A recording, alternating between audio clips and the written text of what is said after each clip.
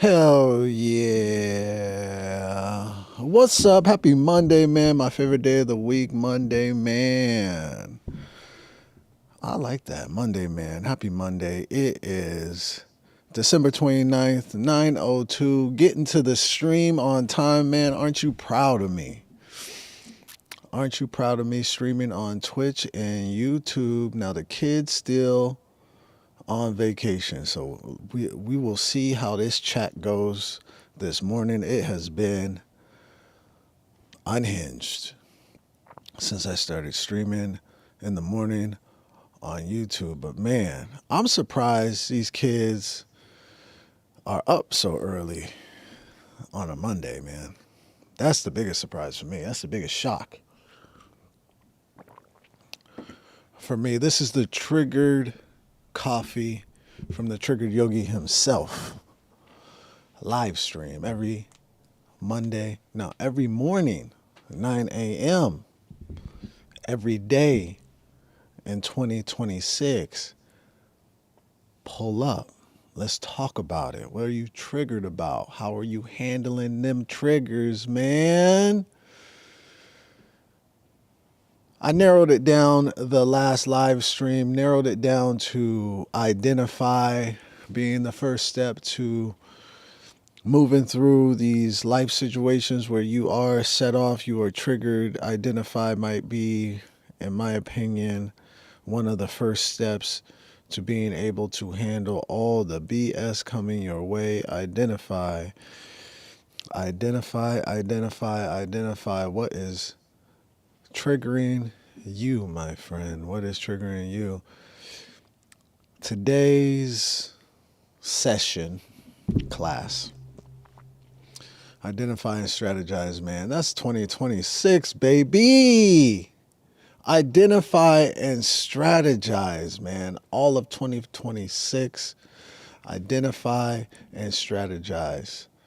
What's going on? We got somebody falling into the chat. How are we doing this morning? Happy Monday. Good to see you. Thanks for jumping in. Thanks for popping in. We talking about triggers. This is the Trigger Coffee live stream, baby. Hello, the chosen guy that. Interesting. The chosen guy that. Good morning. You're new. You're new to what? You're new to the live? Welcome, baby. Subscribe. We go live every morning. Triggered Coffee. Talk about it. Let me hear about it. What's coming up? What are you dealing with? What's triggering you? It's been the holidays. There's a lot of things out there. Let's work it out. This is the Triggered Coffee live stream. I go live every morning at 9. Subscribe to the channel, baby. If you got something that has been burning you up, drop it in the chat and let's talk about it, man. I had a fantastic Sunday. I got on stage, performed at the Laugh Factory in San Diego, and it was nice. Had a great set. The booker booked me for 2 more shows in the next week. I will be performing at the Laugh Factory San Diego New Year's Eve. I performed last New Year's Eve in San Diego at the Laugh Factory, so it's kind of becoming a tradition. And then I got another date on the 6th. So that's a good time. That's a good time. Trigger Coffee, we're talking about identifying your triggers, man. That's the first step, baby. Strategizing is the second step. What are you going to do when it comes up, when it pops up, when it jumps up in your face? Here he is. He's back. He is back. Vaginal lips. Man, you guys are up and at 'em, baby. I had a concert, but none of my favorites, none of my family came. You had a concert? Oh, that's what triggered you? None of your family. Yeah, man, that's the struggle of being an entertainer. I mean, I know that life. You know, I perform comedy all over. I've been doing comedy for 12 years, and it has You were sad. It hurts. Throughout the 12 years I've been doing stand up comedy, my mom might have seen me once live. My dad maybe 3 times. But I also do things online. I stream my comedy shows and they still don't watch. It got to a point where I had to like talk to my dad. I was like, it'd be really nice. It'd be really nice if you, showed a little support. I'm doing all these things and I would love to have your support. And he started watching. But be careful what you ask for because your family has a certain idea, a certain expectation, especially your parents have a certain expectation of who and how they want you to be. And maybe your art was not in their vision. So be careful what you ask for. I asked my dad to support me a little bit more and he started watching, but every time I talked to him, he would sneak diss a little bit. He would criticize a little bit. He would tell me how he didn't think anybody was funny. You know, it wasn't the support that I was looking for or needed at all. So you have to be careful. And honestly, it might be a blessing in disguise that they don't show up because you're still working through your process as growing as an artist. Now, anybody that does this, singing, dancing, music, comedy, acting, your biggest teacher is when you step on stage. That's your biggest teacher. Those live performances. It takes a while to get to perfection. People that don't do that, people that aren't artists, they don't get that. It doesn't, that there are going to be flaws. There are going to be mistakes. It is a part of the process. And it's painful for them to see their child, their sister, their cousin, their mother, their brother, their family not be perfect because that's what they want. They want perfection. So you have to be careful what you ask for as you're moving through your art, your process, creating your masterpiece. And it might be a blessing in disguise that they're not showing up and that you are creating your masterpiece.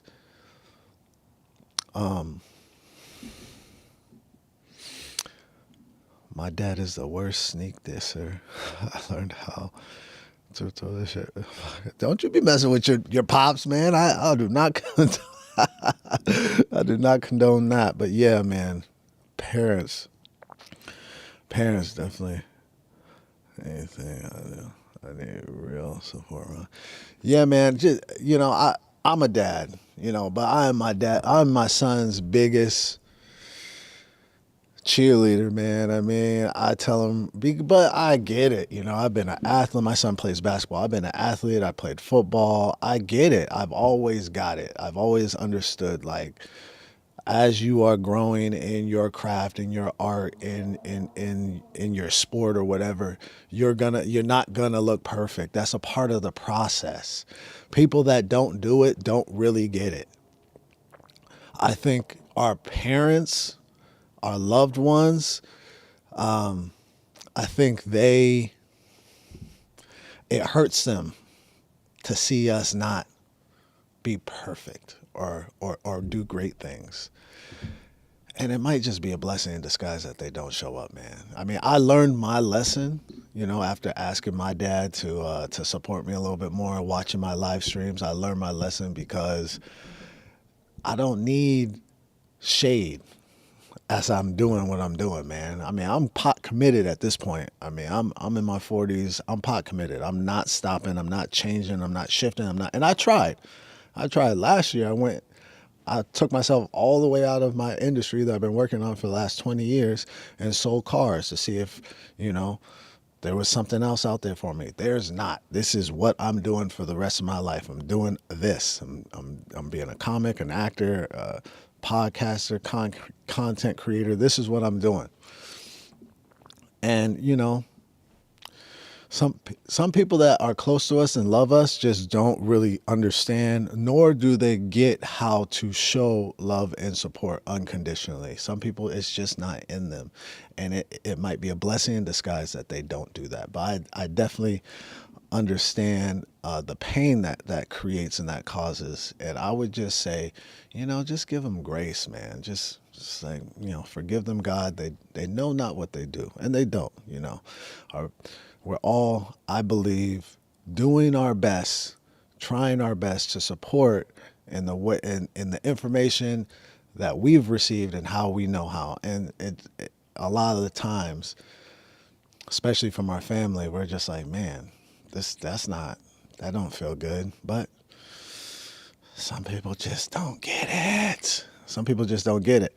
So simple, too deep. What's up, Leroy? My no shame having internet buddy.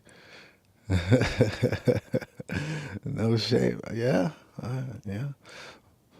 My dad is the best, so when I do something bad, it hurts my feelings. Yeah. I feel that, man. I feel that. But again, you're an artist and you're growing in your art. And and art is, yeah, sometimes it feels and looks bad. You'll see something and you'll be like, ugh. You'll see something really bad and you'll be like, ugh. But art is a process, it's a journey. You grow into it. You grow into that perfection. So keep doing what you're doing. Never give up, never stop. Take breaks if you need to, but don't throw in the towel. Just keep perfecting your craft. That's what it's all about. Keep perfecting your craft. But my parents broke up. That happens, man. That happens. My parents called it quits too. I'm doing good. How about you? I called you that because you're not easily ashamed of certain situations. Yeah, I've been putting myself out there for a long time, so I don't really. I got shame now. I feel like the world has lost shame to a certain degree. I do have shame. I definitely feel shame. But when it comes to creating, when it comes to the internet, which is crazy, it's the wild, wild west. When it comes to putting myself out there, I don't really feel shame about the things I'm doing. Now, I'm not going to be doing anything crazy. You're not going to see me in Walmart pranking people. Like that's not my jam. Like that's what I feel is like no shame. I feel that's that kind of thing. There's certain things on the internet that's just like, yo, these people have no shame. Like pulling up on somebody at Walmart and throwing a bucket of water on their head just to see their reaction. That's crazy. That's why I call no shame. Just for likes and all that. You're not gonna see me doing that. But you will see me, standing on stage telling, ridiculous jokes with no shame. You will see me standing in my power with no shame. You'll see me doing that. You'll see, you know, like one day I'm gonna get my dad on the live stream and he'll talk about how he doesn't think I'm funny at all. And you'll see me sit there and listen to it with no shame because I've been working on this for too long to feel bad about anybody's opinion. Anybody. Now I love feedback and I take feedback. I take good, bad feedback. But as far as like feeling shame about any type of feedback, I understand the process and the journey of this thing we're doing. So you won't see me feel shame about it. I'm like a therapist. Thank you. I appreciate it. I've been going to therapy for a long time. I've been working on myself for a long time. I've come a long way.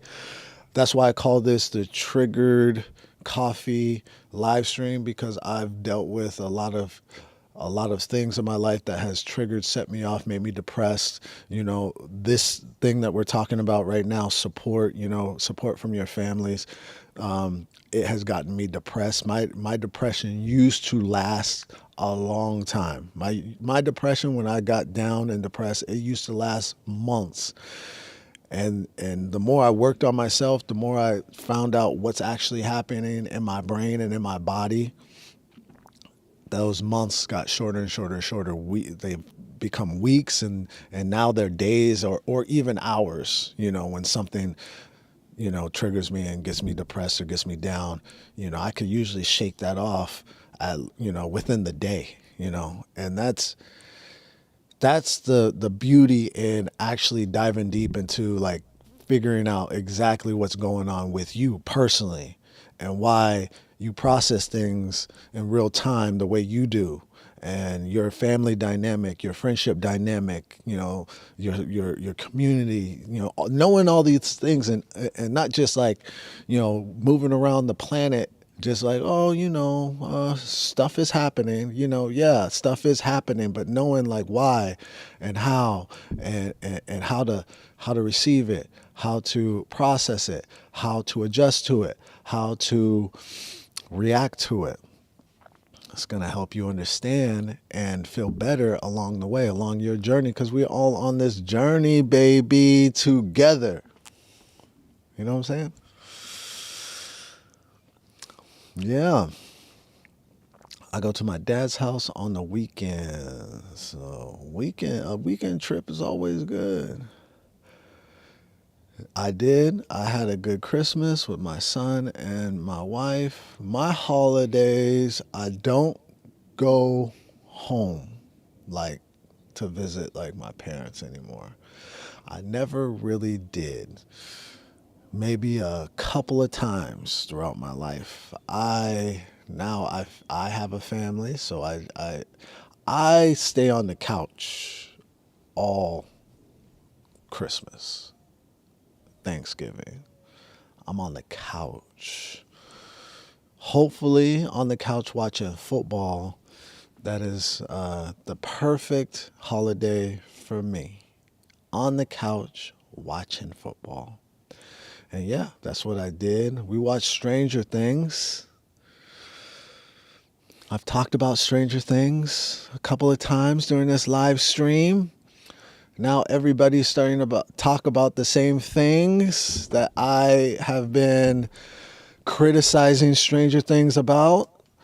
I just learned, and I don't know the truth of this. I don't know if you guys are Stranger Things fans, but my son loves Stranger Things. We've been watching it all seasons. All seasons we've watched. My son has made us watch Stranger Things. And I've enjoyed every season except for this. I'm a couch potato, absolutely. I've been a couch potato all my life. Even as a kid, I was a couch potato. It's what made me want to become an actor, because I just laid on the couch and watched movies. Like my parents were very strict, so I wasn't really allowed to go outside and play with other kids. I wasn't allowed to have fun or friends until like high school. So all I could do was play video games, which I never was really into video games, and watch TV. And that's all I did was watch TV. And that's when I like fell in love with like acting and wanting to be an actor. Like, man, I want to do that. So yeah, I am a couch potato. I wrote a poem when I was a kid about being a couch potato. So yeah, that's my happy place, on the couch. That is my happy place. I forgot what I was saying before that. But yeah, the couch is a good spot, man. Ain't nothing better than a good couch. You feel me? Couch is a good time, man. I like acting because I'm dramatic. Yeah. Yeah. That helps. Being dramatic. I wouldn't even say I'm dramatic, but I've always enjoyed emoting. I've always like been able to tap into my emotions. When I was a kid, I was a crybaby. I used to cry all the time. All the time. All the time. So I wouldn't say I'm dramatic, but some people I guess would say I'm dramatic, you know? Some people would say I am dramatic. You kind of have to be when you're pursuing acting, though, you know. I don't know. Actors are weird. Comics are weird. Entertainers are strange people, man. We live in a different kind of world, like a warped world, entertainers. We see things a little differently. I feel like I've always seen things just a little differently than most people. But yeah, man, jump into acting class. We definitely need more good actors. Oh, I was talking about Stranger Things. Yeah, my son got me watching. Am I in college? I am a grown ass man. I am not in college. I did go to college. I went to a couple different colleges. My first year of college, this is how old I am, my friend. My first year of college was 2001. I went to Morris Brown in Atlanta, Georgia. Spent a year in Atlanta. That was a good time. I was a full blown alcoholic at that time. I drank almost every night. It was a lot of fun, but I didn't get much done when it came to like actually learning things. I did do good in my math class in calculus. I did get an A in that class. That might have been and my theater class. Those might be the two good grades I got my first year of college. After that year, Morris Brown lost its accreditation because the president of the school was embezzling money. So they lost their accreditation. The school shut down. So then I moved to California and I went to a junior college, and that was from 2002 to 2003. And I played football for Glendale Junior College. After that, I moved to Texas and I played football for West Texas A&M on a full ride scholarship. Yes, sorry, did I swear? My apologies. My apologies on the swear word. I do swear every now and then. My apologies. I am a grown up though, so I'm allowed to. I feel like you're young. I feel like I feel like you're young, and that's why you got them sensitive ears. I'll do my best not to swear. Yeah, I'm not a big fan of math either, but yeah, I hate math, but you love math. Which one is it? Which one is it, my friend? You hate it or you love it? Make up your mind. You should just love it though. Love is a higher vibration, and that's going to help you receive it, process it, learn it, grow with it more when you love something. When you hate something, it's going to always be resistance. And it's always going to be hard as long as you put it in your brain that it's hard.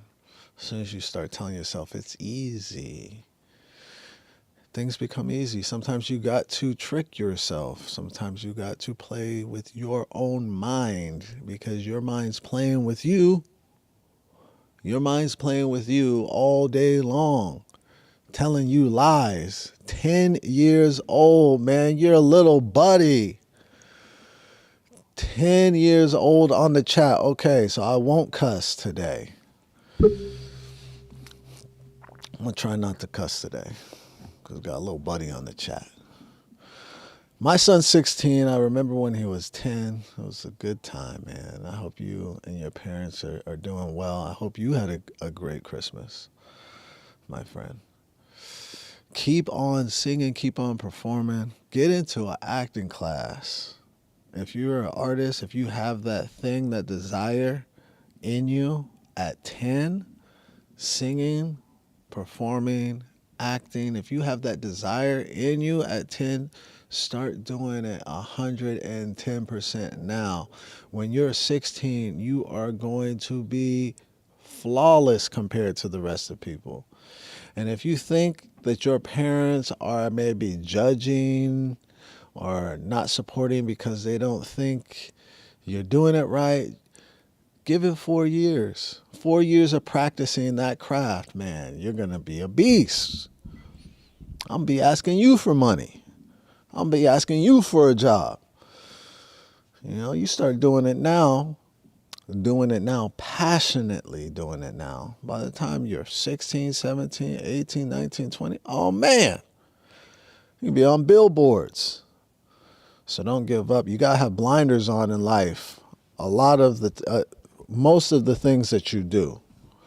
You have to have blinders on. That's why I talk about strategizing. You know, when you strategize, when you make a plan, this is why plans work. When you make a plan, throughout your plan, like say you're running a race, say you're running a 400-yard race, right? Throughout that race, there might be trees, bushes, there might be someone that trips you and throws you off the race, but you still have a plan. You have that finish line. So even though things come during the sprint of the race, it doesn't make you not finish or cross that finish line because you had a strategy. I'm starting from point A, I'm getting to point Z. So coming up with a strategy is going to be the best thing to set you up to win. I'm the best. My man, I appreciate you. Subscribe to the channel. Thanks for dropping in. All right, I got a busy day today. We're going to cut the stream at 30 minutes. It has been a pleasure tapping in with you. My young friend, 10 years old, man, the good years, man. Love these years. They do go fast. Stay off your phone so much. Is that a problem for you? Are you always on your phone? I see you on the internet. I see you on the internet. Try to not be on it all the time. I had a girl in my school who bullied me because of my skin color. That's the world, man. It's one of those things. I'm sorry to hear that. Yeah, I've dealt with it most of my life. It don't stop. It don't stop. You got to get used to it. I apologize that that's a thing that happens on the planet. Human beings, we're strange people. We like to divide and conquer. And, my son's half black, half white. I'm light-skinned black, green eyes. So something I've constantly tell my son in real time, I tell my son about situations that I have now in my 40s. Like, hey, man, this is going to happen. Not just when you're 10, not just when you're 12, not just when you're 15. This might happen all of your life. And you have to learn how to deal with it, how to not react to it, how not to become the bad guy. Because that's what I used to do. That's what I used to do, my friend, my young friend.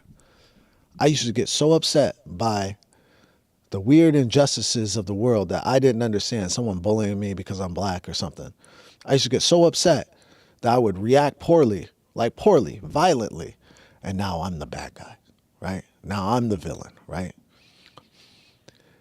And that's what happens when you don't know how to process these things that really don't make sense. And, just knowing that, hey, there's certain things that happen in our society that just don't really make any sense.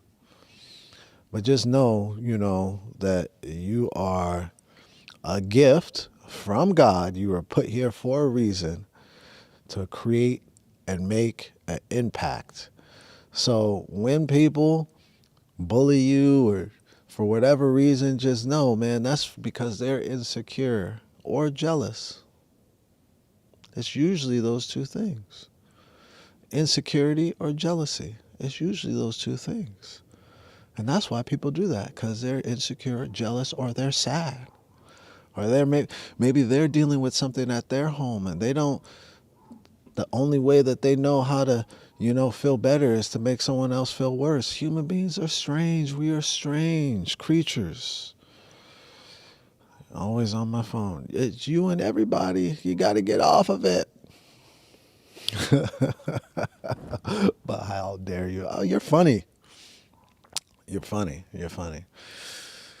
Maybe comedy's in your future.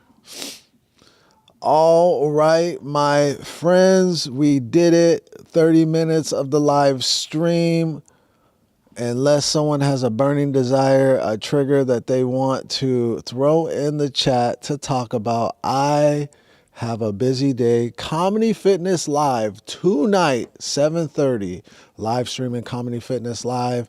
Now, I wouldn't say that this is a kid show, so I'm having trouble pronouncing your handle. Athrath. Okay, I'm not going to try. Sorry. I tried it for a second, but then I gave up. So, yeah, there's some mean people in the world. There are. This ain't a kid show, but, subscribe to the channel anyway. Comedy Fitness Live streams live every Monday at 7:30 p.m. We riff. It's a riffing show. It's a comedian riffing show. So today is episode 36. Got the regulars pulling up. Roger Smith, Chris Mack, Bryce Jared, Pat Colicchio. Got a guest comic coming in. Cole Clayman, funny guy, funny guy. And yeah, it's a good time. So that is tonight, 7:30 p.m. Pull up to the stream. Comedy Fitness Live has its own page on YouTube, but also going to be streaming on Twitch, on Yoga Leroy Studio page. That's all I got for you folks. Have a wonderful Monday. I'm going to tap back in with y'all tomorrow. 9 a.m. is the stream. Pop on. Would love to see you again and talk to you again. Gee, I'm just saying Gee because I don't know. I can't read your first name. Athara